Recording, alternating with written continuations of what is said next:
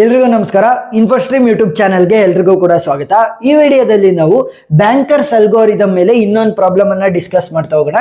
So bankers algorithm ಮೇಲೆ question ಅನ್ನ ಕೇಳಿದಾಗ ಏನ್ ಕ್ವಶನ್ ಕೇಳ್ಬೋದು ಅಂತಂದ್ರೆ ಸಬ್ ಕ್ವಶನ್ ಒಂದು ನೀಡ್ ಮ್ಯಾಟ್ರಿಕ್ಸ್ ಅನ್ನ ಕನ್ಸ್ಟ್ರಕ್ಟ್ ಮಾಡ್ರಿ ಅಂತ ಕೇಳ್ತಾರೆ.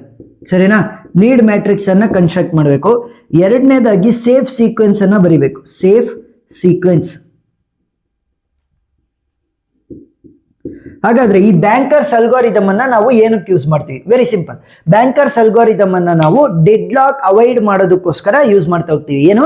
ಡೆಡ್ ಲಾಕ್ ಅವಾಯ್ಡೆನ್ಸ್ ಗೆ ನಾವು ಈ ಬ್ಯಾಂಕರ್ಸ್ ಅಲ್ಗೋರಿದಮ್ ಅನ್ನ ನಾವು ಯೂಸ್ ಮಾಡ್ತೀವಿ. ಹಾಗಾದ್ರೆ ಡೆಡ್ ಲಾಕ್ ಅಂತ ಅಂದ್ರೆ ಏನು? ಇವಾಗ ಫಾರ್ ಎಕ್ಸಾಂಪಲ್ ನನ್ನ ಹತ್ರ ಒಂದು CPU ಇದೆ ಅಂತ ಅನ್ಕೊಳ್ಳಿ.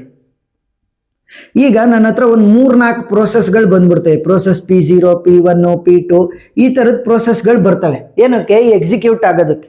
ನಾನೇನ್ ಮಾಡ್ತೀನಿ, ಪ್ರೋಸೆಸ್ P0ಗೆ ಅಟ್ ಎ ಟೈಮ್ ಒಂದಕ್ಕೆ ಮಾತ್ರ ಕೊಡೋದಕ್ಕಾಗೋದಲ್ಲ CPU-ನ. ನಾನೇನ್ ಮಾಡ್ತೀನಿ, ಪ್ರೋಸೆಸ್ P0ಗೆ ಅಸೈನ್ ಮಾಡ್ಬಿಡ್ತೀನಿ CPU-ನ. ಅದೇನಾಗುತ್ತೆ ಅಂತಂದ್ರೆ ಎಕ್ಸಿಕ್ಯೂಟ್ ಆಗ್ಬೇಕಾದ್ರೆ ಮಧ್ಯದಲ್ಲೇ ಸ್ಟಾಪ್ ಆಗ್ಬಿಡುತ್ತೆ. ಯಾಕೆ ಸ್ಟಾಪ್ ಆಗುತ್ತೆ ಅಂತಂದ್ರೆ ಅದ್ರ ಹತ್ರ ರಿಸೋರ್ಸಸ್ ಇರಲ್ಲ. ಫಾರ್ ಎಕ್ಸಾಂಪಲ್ ಅದ್ರ ಹತ್ರ 15 ರಿಸೋರ್ಸ್ ಇದೆ ಅಂತ ಅನ್ಕೊಳ್ಳಿ. ಫುಲ್ ಪ್ರೋಸೆಸ್ ಎಕ್ಸಿಕ್ಯೂಟ್ ಆಗೋದಕ್ಕೆ 20 ರಿಸೋರ್ಸ್ ಬೇಕು ಅಂತ ಅನ್ಕೊಳ್ಳಿ. ಇವಾಗ ಏನಾಯ್ತು, 5 ಶಾರ್ಟೇಜ್ ಇದೆ ಆ ಒಂದು ಪ್ರೋಸೆಸ್ ಹತ್ರ. ಇವಾಗ ಏನಾಗುತ್ತೆ, ಅದು ಪ್ರೊಸೀಡ್ ಆಗಕ್ಕಾಗಲ್ಲ. ಫುಲ್ ಎಕ್ಸಿಕ್ಯೂಟ್ ಆಗಕ್ಕಾಗಲ್ವಲ್ಲ, ಅದು ಅಲ್ಲೇ ನಿಂತ್ಕೊಂಡ್ಬಿಡುತ್ತೆ. ಇವಾಗ ಈ ಪ್ರೋಸೆಸ್ P1 ಮತ್ತೆ P2 ಇದಾರಲ್ಲ, ಇವರು ಕೂಡ ಕಾಯ್ಬೇಕು. ಪ್ರೋಸೆಸ್ P0 ಕೂಡ ಎಕ್ಸಿಕ್ಯೂಟ್ ಆಗ್ತಾ ಇಲ್ಲ. ಏನು ಪ್ರೋಸೆಸ್ ಆಗ್ತಾ ಇಲ್ಲ, ಸ್ಟ್ಯಾಗ್ನೆಂಟ್ ಆದಂಗ ಐತಲ್ವಾ. ಪ್ರೋಸೆಸ್ P0 ರಿಸೋರ್ಸ್ ಶಾರ್ಟೇಜ್ ಆಗ್ಬಿಟ್ಟು ಅಲ್ಲೇ ನಿಂತ್ಕೊಂತು. ಪ್ರೋಸೆಸ್ P1 ಮತ್ತೆ P2ಗೆ CPU ಸಿಗ್ತಿಲ್ಲ. ಯಾಕೆ? ಪ್ರೋಸೆಸ್ P0 ಅಲ್ಲೇ ನಿಂತ್ಕೊಂಡಿದೆ, ಎಕ್ಸಿಕ್ಯೂಟ್ ಆಗ್ತಾ ಇಲ್ಲ. ಸೊ ಇಲ್ಲಿ ಯಾವುದೇ ವರ್ಕ್ ಕೂಡ ನಡೀತಾ ಇಲ್ಲ. ಸೊ ಅಂದ್ರೆ ಯಾವುದು ಎಕ್ಸಿಕ್ಯೂಟ್ ಕೂಡ ಆಗ್ತಾ ಇಲ್ಲ, ಉಳಿದಿರೋಕ್ಕೆ CPU ಕೂಡ ಸಿಗ್ತಾ ಇಲ್ಲ. ಸೊ ಈ ಒಂದು ಸಿಚುವೇಶನ್ ಅನ್ನ ಏನಂತ ಕರಿತೀವಿ? ಡೆಡ್ ಲಾಕ್ ಅಂತ ಕರಿತೀವಿ. ಸೊ ಈ ಡೆಡ್ ಲಾಕ್ ಅನ್ನ ಅವಾಯ್ಡ್ ಮಾಡೋದಕ್ಕೋಸ್ಕರ ರಿಸೋರ್ಸ್ ಇದೆಯಾ ಆ ಒಂದು ಪ್ರೋಸೆಸ್ ಅನ್ನ ಎಕ್ಸಿಕ್ಯೂಟ್ ಮಾಡ್ತೀನಿ ಅಂತ ಅಂದ್ರೆ ಫಸ್ಟ್ ರಿಸೋರ್ಸ್ ಗಳನ್ನ ನೋಡ್ಕೊಂತೀನಿ. ಪ್ರೋಸೆಸ್ P1ಗೆ ಏನಾದ್ರೂ 25 ಇದೆಯಾ? ಎಸ್. ಸೊ ರಿಸೋರ್ಸ್ ಸಫಿಶಿಯಂಟ್ ಇದೆ, ಅದನ್ನ ಫಸ್ಟ್ ಎಕ್ಸಿಕ್ಯೂಟ್ ಮಾಡೋಣ. ಪ್ರೋಸೆಸ್ P1 ಅನ್ನ ಎಕ್ಸಿಕ್ಯೂಟ್ ಮಾಡೋಣ. ಈ ತರ ನಾನು ಏನ್ ಮಾಡ್ತೀನಿ, ರಿಸೋರ್ಸ್ ಅವೈಲಬಲ್ ಇದೆಯೋ ಇಲ್ವೋ ಅಂತ ನೋಡ್ಬಿಟ್ಟು ನಾನು ಎಕ್ಸಿಕ್ಯೂಟ್ ಮಾಡ್ತಾ ಹೋಗ್ತೀನಿ. ಸೊ ಅದನ್ನ ಏನಂತ ಕರಿತೀವಿ? Dead lock avoidance. ಸೊ ಅದನ್ನೇ ನಾವು ಬ್ಯಾಂಕರ್ಸ್ ಅಲ್ಗೋರಿದಮ್ ಅಲ್ಲಿ ಮಾಡ್ತಾ ಹೋಗೋದು. ಫಸ್ಟ್ ಸ್ಟೆಪ್ ಏನು? ನೀಡ್ ಮ್ಯಾಟ್ರಿಕ್ಸ್ ಅನ್ನ ಕನ್ಸ್ಟ್ರಕ್ಟ್ ಮಾಡಬೇಕು. ಸೊ ಅರ್ಧ ಮಾರ್ಕ್ಸ್ ಇಲ್ಲೇ ಬಂದ್ಬಿಡುತ್ತೆ. Very easy. ನೀಡ್ ಮ್ಯಾಟ್ರಿಕ್ಸ್ ಅನ್ನ ಕನ್ಸ್ಟ್ರಕ್ಟ್ ಮಾಡ್ತಾ ಹೋಗೋಣ. ಇನ್ನೊಂದು ಸಪರೇಟ್ ಕಾಲಮ್ ಅನ್ನ ಕ್ರಿಯೇಟ್ ಮಾಡ್ಕೋಬೇಕಷ್ಟೇ. ನೀಡ್ ಮ್ಯಾಟ್ರಿಕ್ಸ್ ಅಂತಂದ್ರೆ ABC. ಸರಿನಾ? ಇಲ್ಲಿ ನೀವು ನೋಡ್ಬೇಕು, ಎನೇ ಸಪರೇಟು, ಬಿನೇ ಸಪರೇಟು, ಸಿನೇ ಸಪರೇಟು. ನೀವು ಇದನ್ನ 200, 310 ಆ ತರ ಕರಿಬಾರ್ದು. 310, 200 ಆ ತರನೇ ಕರಿಬೇಕು. ಸರಿನಾ? ಇದು ಎದು ಸಪರೇಟ್ ವ್ಯಾಲ್ಯೂಗಳು, ಇದು ಬಿ ಸಪರೇಟ್ ವ್ಯಾಲ್ಯೂಗಳು, ಇದು ಸಿ ಸಪರೇಟ್ ವ್ಯಾಲ್ಯೂಗಳು. ಇಲ್ಲಿ ಮ್ಯಾಕ್ಸಿಮಮ್ ವ್ಯಾಲ್ಯೂಸ್ ಅಂತ ಕೊಟ್ಟಿದ್ದಾರೆ. A = 11, B = 5, C = 5 ಅಂತ. ಸೊ ಇದು ಎಲ್ಲಿ ಯೂಸ್ ಆಗುತ್ತೆ ಅಂತ ನಾನು ಲಾಸ್ಟ್ ಅಲ್ಲಿ ಹೇಳ್ತೀನಿ. ನಿಮ್ ಆನ್ಸರ್ ಕರೆಕ್ಟೋ ಇದೆಯೋ ಇಲ್ವೋ ಅಂತ ಇದೇ ಹೇಳೋದು. ಗೊತ್ತಾಯ್ತಾ? ಹಾಗಾದ್ರೆ ಇದನ್ನ ಯಾವ ರೀತಿ ಡಿರೈವ್ ಮಾಡ್ಕೊಳೋದು? ಏನಾದ್ರೂ ಕೊಟ್ಟಿಲ್ಲ ಅಂತಂದ್ರೆ ಯಾವ ರೀತಿ ತಗೊಳೋದು ಅಂತ ನೋಡ್ತಾ ಹೋಗೋಣ. Very simple. ಅಲೋಕೇಶನ್ ವ್ಯಾಲ್ಯೂಸ್ ಗಳನ್ನ ಸಪರೇಟ್ ಆಗಿ ಆಡ್ ಮಾಡ್ರಿ. ಎ ವ್ಯಾಲ್ಯೂ ಏನಿದೆ 2, 3, 2 ಇನ್ನೆಲ್ಲ ಜೀರೋಸ್ ಇರೋದು. ಸೊ 3 + 2 ಏನಾಗುತ್ತೆ? 5 ಆಗುತ್ತೆ. 5 + 2 ಏನಾಯ್ತು? 7 ಆಯ್ತು. 7 ಪ್ಲಸ್ ಇಲ್ಲಿ ಎ ವ್ಯಾಲ್ಯೂ ಏನಿದೆ ಅವೈಲಬಲ್ ಅಲ್ಲಿ 4. ಸೊ 7 + 4 ಎಷ್ಟಾಯ್ತು? 11 ಆಯ್ತು. ಸರಿನಾ? ನೆಕ್ಸ್ಟ್ ಇಲ್ಲಿ 1 + 0 ಏನಾಗುತ್ತೆ? 1, 1 + 1 2, 2 + 1 3 ಆಯ್ತು ಬಿದು. ಪ್ಲಸ್ ಇಲ್ಲಿ ಬಿ ವ್ಯಾಲ್ಯೂ ಏನಿದೆ ನನಗೆ ಅವೈಲಬಲ್ ಅಲ್ಲಿ 2 ಇದೆ. ಸೊ 3 + 2 ಏನು? 5. ನೆಕ್ಸ್ಟ್ ಇಲ್ಲಿ ಸಿ ಗೆ 1, 2, 2 + 2 is 4. ಪ್ಲಸ್ ಇಲ್ಲಿ ಅವೈಲಬಲ್ ಸಿ ವ್ಯಾಲ್ಯೂ ಏನಿದೆ 1, 4 + 1 ಏನಾಯ್ತು? 5. ಗೊತ್ತಾಯ್ತಾ? ಅಲೋಕೇಶನ್ ವ್ಯಾಲ್ಯೂಗಳನ್ನ ಸಪರೇಟ್ ಆಗಿ ಆಡ್ ಮಾಡ್ಬಿಟ್ಟು ಇಲ್ಲಿ ಅವೈಲಬಲ್ ವ್ಯಾಲ್ಯೂ ಜೊತೆ ಆಡ್ ಮಾಡಿದ್ರೆ ನಮಗೆ ಮ್ಯಾಕ್ಸಿಮಮ್ ವ್ಯಾಲ್ಯೂ ಬರುತ್ತೆ. ಸೊ ಅದನ್ನ ಎಕ್ಸಾಮ್ ಅಲ್ಲಿ ಅವರೇ ಕೊಟ್ಟಿರ್ತಾರೆ. ಕೊಟ್ಟಿಲ್ಲ ಅಂತಂದ್ರೆ ಫೈನಲ್ ಆನ್ಸರ್ ಕರೆಕ್ಟೋ ಇಲ್ವೋ ಅಂತ ಚೆಕ್ ಮಾಡೋದಕ್ಕೋಸ್ಕರ ಇದು ಯೂಸ್ ಆಗ್ತಾ ಹೋಗುತ್ತೆ. ಈಗ ನೀಡ್ ಮ್ಯಾಟ್ರಿಕ್ಸ್ ಅನ್ನ ಬರೆಯೋದು ವೆರಿ ಈಸಿ. ಸೊ ಫಾರ್ಮುಲಾಗಳು ನಾನು ಇಲ್ಲಿ ಬರೀತೀನಲ್ಲ, ಅದನ್ನ ನೀಟಾಗಿ ನೋಟ್ ಮಾಡ್ಕೊಳ್ಳಿ. ಎಲ್ಲ ಬ್ಯಾಂಕರ್ಸ್ ಅಲ್ಗೋರಿದಮ್ ಅಲ್ಲೂ ಇದನ್ನೇ ಯೂಸ್ ಮಾಡ್ತಾ ಹೋಗೋದು. So need matrix, need will be equal to maximum minus allocation. ಸರಿನಾ? Maximum minus allocation. ಸೊ ನೋಡಿ, ಇಲ್ಲಿ ಮ್ಯಾಕ್ಸಿಮಮ್ ವ್ಯಾಲ್ಯೂಸ್ ಇಲ್ಲಿದ್ದಾವೆ, ಅಲೋಕೇಶನ್ ವ್ಯಾಲ್ಯೂಸ್ ಇಲ್ಲಿದ್ದಾವೆ. ನಾನು ಆಲ್ರೆಡಿ ಹೇಳಿದ್ದೀನಿ, A separate, B separate, C separate. ಇಲ್ಲೂ ಅಷ್ಟೇ, A separate, B separate, C separate. A ಇಂದ ಎನೇ ಮೈನಸ್ ಮಾಡಬೇಕು, ಬಿ ಇಂದ ಬಿ ಅನ್ನ ಮೈನಸ್ ಮಾಡಬೇಕು, ಸಿ ಇಂದ ಸಿ ಅನ್ನ ಮೈನಸ್ ಮಾಡಬೇಕು. ಗೊತ್ತಾಯ್ತಾ? ನೋಡಿ, 7 - 0 ವ್ಯಾಲ್ಯೂ ಏನಾಗುತ್ತೆ? 7 ಆಗುತ್ತೆ. 5 - 1 ವಿಲ್ ಬಿ 4. 3 - 1 2. ಗೊತ್ತಾಯ್ತಾ? ಎ ಇಂದ ಎ ಮೈನಸ್ ಮಾಡಿದೆ, ಬಿ ಇಂದ ಬಿ ಮೈನಸ್ ಮಾಡಿದೆ, ಸಿ ಇಂದ ಸಿ ಮೈನಸ್ ಮಾಡಿದೆ. ನೆಕ್ಸ್ಟ್ 3 ಮೈನಸ್ 2 ಅಂತ ಅಂದ್ರೆ 1 ಆಗುತ್ತೆ. 2 ಮೈನಸ್ 0 ಅಂತ ಅಂದ್ರೆ 2 ಆಗುತ್ತೆ. 2 ಮೈನಸ್ 0 ಅಂತ ಅಂದ್ರೆ 2 ಆಗುತ್ತೆ. ನೆಕ್ಸ್ಟ್ 9 ಮೈನಸ್ 3 ಅಂತ ಅಂದ್ರೆ 6. 3 ಮೈನಸ್ 1 ಅಂತ ಅಂದ್ರೆ 2. 2 ಮೈನಸ್ 0 ಅಂತ ಅಂದ್ರೆ 2. ನೆಕ್ಸ್ಟ್ 2 ಮೈನಸ್ 2 ಅಂತ ಅಂದ್ರೆ 0 ಆಗುತ್ತೆ. 2 ಮೈನಸ್ 1 ಅಂತ ಅಂದ್ರೆ 1. 2 ಮೈನಸ್ 1 ಅಂತ ಅಂದ್ರೆ 1. ನೆಕ್ಸ್ಟ್ 4 ಮೈನಸ್ 0 ಅಂತ ಅಂದ್ರೆ 4 ಆಗುತ್ತೆ. 3 ಮೈನಸ್ 0 ಅಂತ ಅಂದ್ರೆ 3 ಆಗುತ್ತೆ. 3 ಮೈನಸ್ 1 ಅಂತಂದ್ರೆ 3 ಮೈನಸ್ 2 ಅಂತಂದ್ರೆ 1 ಆಗುತ್ತೆ. ಸೊ ಇವಾಗ ಅರ್ಧ ಮಾರ್ಕ್ಸ್ ಬಂತು. ನೀಡ್ ಮ್ಯಾಟ್ರಿಕ್ಸ್ ಅನ್ನ ಕನ್ಸ್ಟ್ರಕ್ಟ್ ಮಾಡಿದ್ರೆ ಏನು need matrix? Maximum minus allocation. A minus A ಮಾಡ್ಬೇಕು, ಬಿ ಮೈನಸ್ ಬಿ ಮಾಡ್ಬೇಕು, ಸಿ ಮೈನಸ್ ಸಿ ಮಾಡ್ಬೇಕು. ಈಗ ಸೇಫ್ ಸೀಕ್ವೆನ್ಸ್ ಅನ್ನ ಯಾವ ರೀತಿ ಬರೆಯೋದು ಅಂತ ನೋಡ್ತಾ ಹೋಗೋಣ. ಸೇಫ್ ಸೀಕ್ವೆನ್ಸ್ ಅಂತ ಅಂದ್ರೇನು? Very simple. ನಾನು ಅವಾಗಲೇ ಡೆಡ್ ಲಾಕ್ ಅವಾಯ್ಡ್ ಮಾಡೋದಕ್ಕೋಸ್ಕರ ರಿಸೋರ್ಸ್ ಇದೆಯೋ ಇಲ್ವೋ ಅಂತ ನೋಡ್ಬಿಟ್ಟು ಪ್ರೋಸೆಸ್ ಗಳನ್ನ ಎಕ್ಸಿಕ್ಯೂಟ್ ಮಾಡೋದಕ್ಕೆ CPU ನ ಕೊಡ್ತಾ ಹೋಗ್ತೀನಿ ಅಂತ ಹೇಳ್ದೆ ಅಲ್ವಾ? ಅದೇ ಕಾನ್ಸೆಪ್ಟ್ ಇಲ್ಲಿ ವರ್ಕ್ ಆಗೋದು. ಏನು? ನಾನು ಯಾವುದು ರಿಸೋರ್ಸ್ ಇರುತ್ತೆ ಆ ಒಂದು ಪ್ರೋಸೆಸ್ ಅನ್ನು ಎಕ್ಸಿಕ್ಯೂಟ್ ಮಾಡೋದಕ್ಕೆ ಬಿಡ್ತೀನಾ? ಎಸ್. ಸೊ ಯಾವ ಪ್ರೋಸೆಸ್ ಫಸ್ಟ್ ಎಕ್ಸಿಕ್ಯೂಟ್ ಆಗಬೇಕು, ಆಮೇಲೆ ಯಾವ ಪ್ರೋಸೆಸ್, ಆಮೇಲೆ ಯಾವ ಪ್ರೋಸೆಸ್, ಈ ತರ ಎಕ್ಸಿಕ್ಯೂಟ್ ಮಾಡ್ತಾ ಹೋದಾಗ ಡೆಡ್ ಲಾಕ್ ಅವಾಯ್ಡೆನ್ಸ್ ಆಗುತ್ತಲ್ಲ, ಅಂದ್ರೆ ಡೆಡ್ ಲಾಕ್ ಸಿಚುವೇಶನ್ ಬರಲ್ಲ. ಸೊ ಅದನ್ನ ಏನಂತ ಕರಿತೀವಿ? ಸೇಫ್ ಸೀಕ್ವೆನ್ಸ್ ಅಂತ ಕರಿತೀವಿ. ಆ ಸೇಫ್ ಸೀಕ್ವೆನ್ಸ್ ಅನ್ನ ಬರೆಯೋದಕ್ಕೋಸ್ಕರ ನಾವು ಒಂದು ಫಾರ್ಮುಲಾನ ಯೂಸ್ ಮಾಡ್ತೀವಿ. ಏನದು? Need value must be less than or equal to work. So ಈ ಅವೈಲಬಲ್ ಇದೆಯಲ್ಲ, ಇದನ್ನ ನಾನು ವರ್ಕ್ ಅಂತ ಕೂಡ ಕರಿಬಹುದು. ಸರಿನಾ? Available resources. ಸೊ ವರ್ಕ್ ಅಂತ ಕೂಡ ನಾನು ಕರಿಬಹುದು. ಏನಾದ್ರೂ need value less than or equal to work ಇದ್ರೆ ಆ ಒಂದು ಪ್ರೋಸೆಸ್ ಅನ್ನ ನಾನು ಸೇಫ್ ಸೀಕ್ವೆನ್ಸ್ಗೆ ಹಾಕಬೇಕು. ಸೇಫ್ ಸೀಕ್ವೆನ್ಸ್ಗೆ ಹಾಕಾದ್ಮೇಲೆ ನ್ಯೂ ವರ್ಕ್ ವ್ಯಾಲ್ಯೂನ ಕಂಡುಹಿಡಬೇಕು. So new work value will be equal to old work value plus allocation of the process. Allocation of process. So ಇಲ್ಲಿ ಬರೆದ್ರೆ ನಿಮಗೆ ಅರ್ಥ ಆಗಲ್ಲ, ನೀಟಾಗಿ ಇಲ್ಲಿ ಸಾಲ್ವ್ ಮಾಡ್ಬೇಕಾದ್ರೆ ಕ್ಲಿಯರ್ ಆಗಿ ಅರ್ಥ ಆಗ್ತಾ ಹೋಗುತ್ತೆ. ಸೊ ಇವಾಗ ಒಂದೊಂದೇ ಪ್ರೋಸೆಸ್ ಅನ್ನ ತೋಡೋಣ. ಮೊದಲನೇದು ಯಾವುದು ಪ್ರೋಸೆಸ್ ಇರೋದು? Process P0. So process P0 ನ ತೊಂಡೆ ಅಂತ ಅನ್ಕೊಳ್ಳಿ. ಈಗ ಏನ್ ಚೆಕ್ ಮಾಡಬೇಕು? Need value must be less than or equal to work. Need value ಏನಿದೆ ಅದಕ್ಕೆ? ಪ್ರೋಸೆಸ್ P0ಗೆ 742 ಇದೆ. 742 ಇದೆ. Must be less than or equal to. ಈಗ ಅಟ್ ಪ್ರೆಸೆಂಟ್ ನನಗೆ ವರ್ಕ್ ಅಥವಾ ಅವೈಲಬಲ್ ವ್ಯಾಲ್ಯೂ ಏನಿದೆ? 421 ಇದೆ. 421 ನೋಡಿ. 7 less than or equal to 4.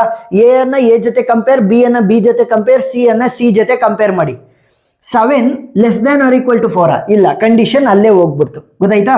ಒಂದು ಹೋದ್ರೂ ಕೂಡ ಮುಗೀತು. ನೋಡಿ 7 less than or equal to 4 ಅಂತ ಕೊಟ್ಟಿದ್ದಾರೆ, ಇಲ್ಲ. ಸೊ ಇವಾಗ ಆ ಕಂಡೀಷನ್ ಹೋಯ್ತು ಅಂತಂದ್ರೆ ಪ್ರೋಸೆಸ್ P0 ನ ವೆಯ್ಟ್ ಮಾಡ್ಸೋಣ. ತಡಿ, ಇನ್ನು ಕೂಡ ನಿನಗೆ ರಿಸೋರ್ಸ್ ಇಲ್ಲ, ಫುಲ್ ಎಕ್ಸಿಕ್ಯೂಟ್ ಆಗುವಷ್ಟು ನೀನು ಹೋದ್ರೆ ಡೆಡ್ ಲಾಕ್ ಅನ್ನ ಮಾಡ್ಬಿಡ್ತೀಯಾ, ಅದಕ್ಕೋಸ್ಕರ ವೆಯ್ಟ್ ಮಾಡು ಅಂತ ಹೇಳಿದೀನಿ. ಇವಾಗ ನೆಕ್ಸ್ಟ್ ಪ್ರೋಸೆಸ್ P1 ಅನ್ನ ಚೆಕ್ ಮಾಡ್ತೀನಿ.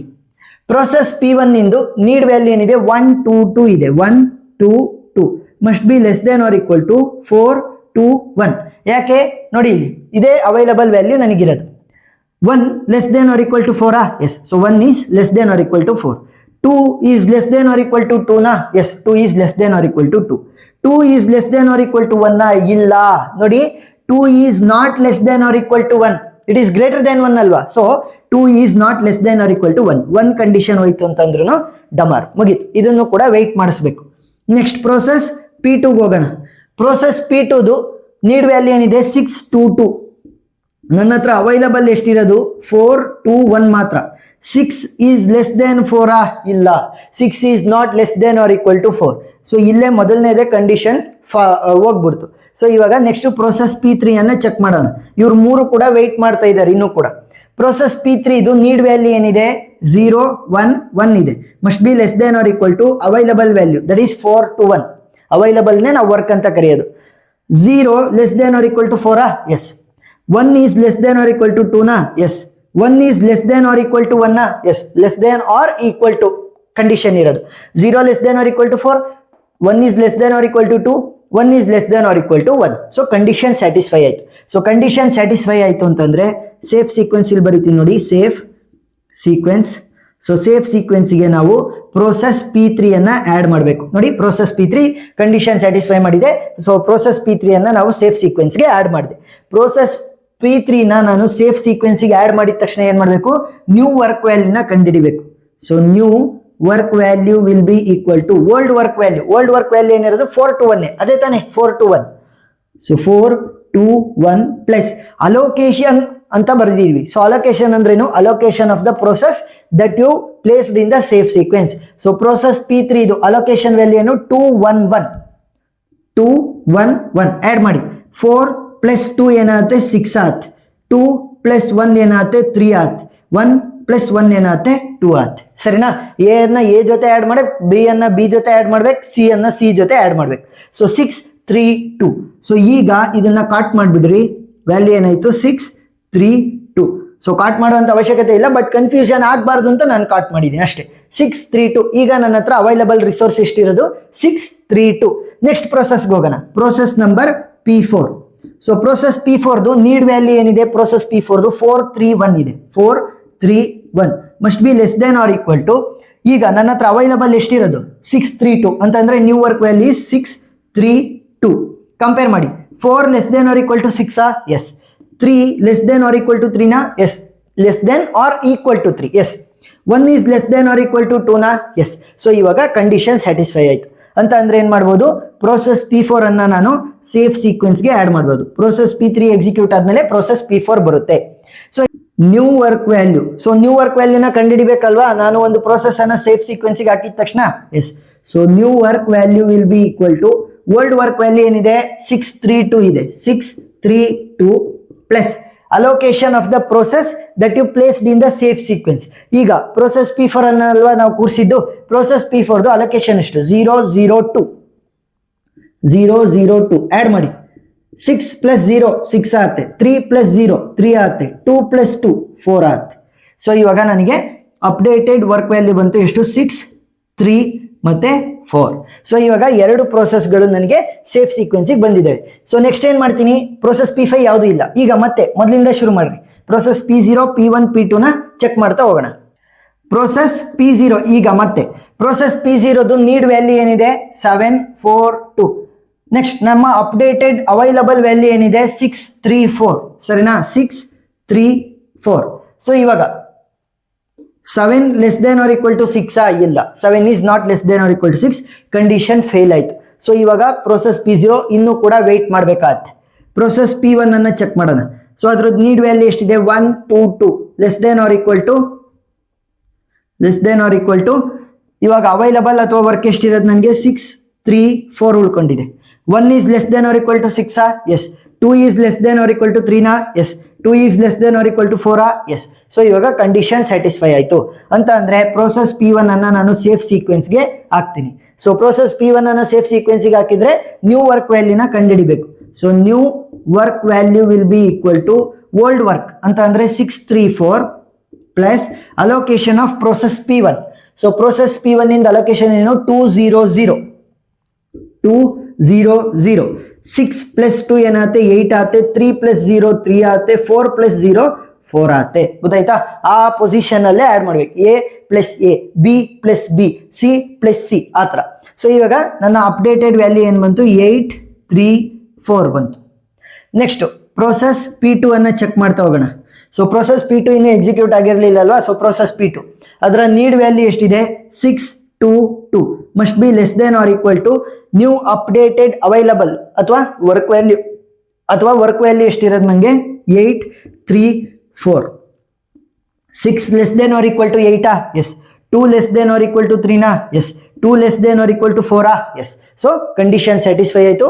ಪ್ರೋಸೆಸ್ P2 ಅನ್ನ ನಾನು ಸೇಫ್ ಸೀಕ್ವೆನ್ಸ್ಗೆ ಆಡ್ ಮಾಡ್ತಾ ಹೋಗ್ತೀನಿ. ವರ್ಕ್ ವ್ಯಾಲ್ಯೂನ ಕಂಡುಹಿಡಿಯೋಣ.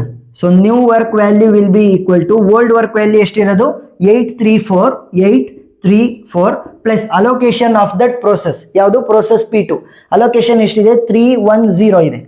ಸೊ 3 1 0 8ಕ್ಕೆ 3 ಸೇರಿಸಿದ್ರೆ 11 ಆಗುತ್ತೆ. 3 plus 1 will be 4 4 plus 0 will be 4. ಗೊತ್ತಾಯ್ತಾ? 11 4 4 11 4 ಮತ್ತೆ 4. ಸೊ ನೆಕ್ಸ್ಟ್ ಇನ್ನ ಒಂದೇ ಒಂದು ಪ್ರೋಸೆಸ್ ಉಳ್ಕೊಂಡಿರೋದು ಯಾವುದು ಪ್ರೋಸೆಸ್ P0. ಮತ್ತೆ ಪ್ರೋಸೆಸ್ P0 ನ ಚೆಕ್ ಮಾಡ್ತೀನಿ ಎಕ್ಸಿಕ್ಯೂಟ್ ಮಾಡ್ಬೋದಾ ಅಂತ.